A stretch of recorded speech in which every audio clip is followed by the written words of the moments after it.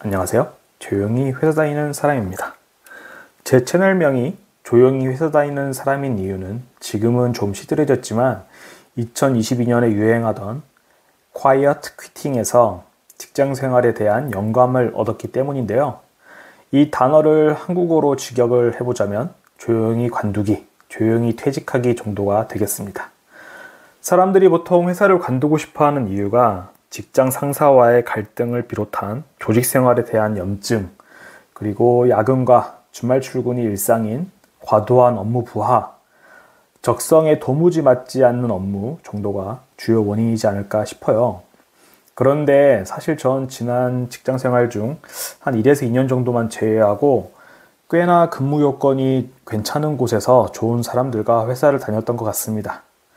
그러니까 굳이 직장을 관둬야 하는 그런 이유가 크지 않았던 게 사실이죠.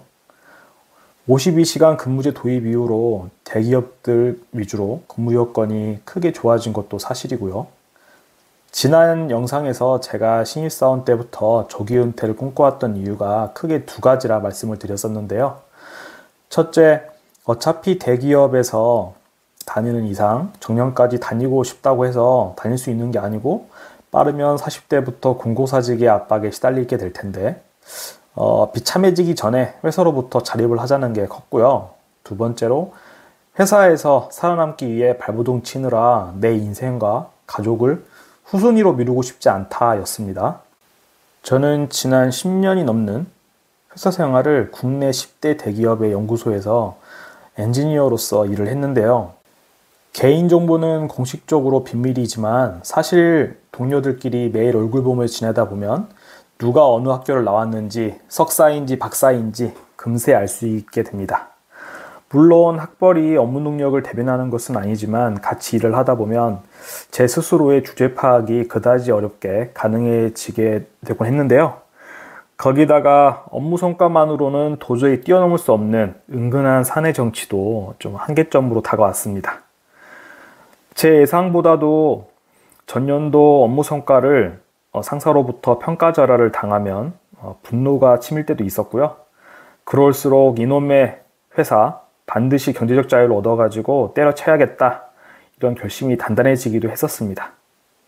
그리고 임원들이 자기 자리를 지키려고 임원들은 계약직이잖아요. 그래서 말도 안 되는 프로젝트 일정을 위에서부터 찍어 누르면 현타도 크게 느껴졌었습니다. 열심히 해서 일을 끝내놓으면 좀 쉴 수 있는 기간이 주어지는 게 아니라 너 이만큼 할 수 있었어? 그럼 이것도 더 해봐. 이런 식으로 더 많은 일이 할당되니까요. 그런데 회사 생활에 짬이 차다 보니 어떤 특정한 부류의 사람들이 눈에 들어오기 시작했습니다.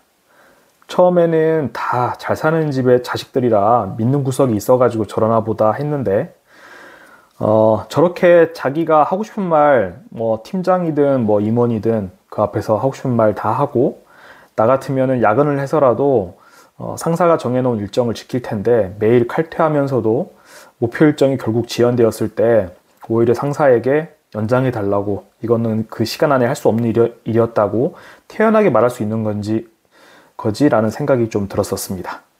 그런데 몇 번의 이직을 경험하면서 내가 그간 얼마나 많은 일을 하고 있었는데 내가 퇴사하면은 아마 이 프로젝트는 좌초될 거야. 한번 골탕 먹어봐. 이렇게 생각했던 게 뜻밖으로 결국에는 어찌어찌 돌아가는 거를 보면은 역시 시스템으로 돌아가는 대기업은 역시 대기업인가 라는 생각도 하게 되었습니다. 그래서 솔직히 제가 다녔던 직장들 중에 계속 더 다닐 걸 하는 후회가 드는 것도 있는데요. 그때 그 당시에는 그렇게 갈려가면서 고생했었던 동료들과 연락을 해보면 요즘에는 오라벨도 많이 좋아지고 그렇게 조금밖에 안 주던 성과금도 빵빵 터지고 있다. 그런 말을 하는 경우도 있으니까요. 결국에는 버티는 놈이 강한 놈이었던 셈입니다. 자기 잘났다고 나 능력 이만큼 된다고 금세 이직해버리는 사람보다 버티는 사람이 더 강했던 거죠. 딱 회사 생활 10년 차였던 2022년도부터는 조용히 회사 다니기로 결심을 하고 더 이상 업무 성과에 연연하거나 무리한 프로젝트 일정에 끌려다니지 않게 마음가짐을 다잡고 유튜브에 생각도 남기고 그랬던 것 같습니다. 확실히 점점 더 회사 생활이 즐겁고 편해졌던 것 같고요. 그 이면에는 조기 은퇴를 꿈꾸며 씀씀이를 크게 늘리지 않고 꾸준히 저축과 투자를 병행하면서 10-10, 즉 10년에 순자산 10억 만들기를 달성했던 것도 있지 않았나 생각을 합니다. 회사를 당장 관둬도 어느 정도 레벨의 삶이 유지될 수준은 된 것 같다, 그런 판단이 섰기 때문이죠. 그러던 와중에 아주 우연한 기회로 경력관리 어플인 링크드인에 그렇게 저는 커리어 관리를 좀 해놨었거든요. 그런 제 자기소개를 본 헤드헌터를 통해서 꽤 괜찮은 조건의 외국계 회사에 입사를 제안받으면서 사실상 바리스타 파이어족이 된 지 이제 8개월이 넘은 것 같습니다. 바리스타 파이어족이란 어느 정도 자본을 모은 뒤에 파트타임 혹은 단기 일자리로 생계비 일부를 마련하는 파이어족의 한 종류를 뜻하는데요. 저는 주 2에서 3회 정도 재택근무를 하면서 제 기술 역량에 따라서 얼마든지 업무 시간을 조율할 수 있는 아주 좋은 직장에 다니고 있습니다. 그런데 아주 놀라운 깨달음을 얻게 되었습니다. 처음 3개월은 재택근무와 자유출퇴근제 덕분에 매우 행복했고 만족감이 정말 컸습니다.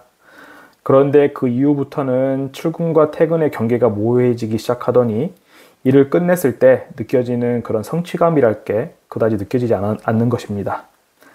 재택근무와 자율출퇴근을 하다 보니 사무실에 출근을 해도 동료들을 마주칠 기회가 적어가지고 은근히 동료들과 부대끼며 회사 생활하던 시절이 그리워지기도 했고요. 이 무렵에 도파민 네이션이라는 책을 읽으면서 행복을 느끼려면 아이러니하게도 어느 정도 고통이 수반되어야 한다는 것을 깨닫게 되었습니다.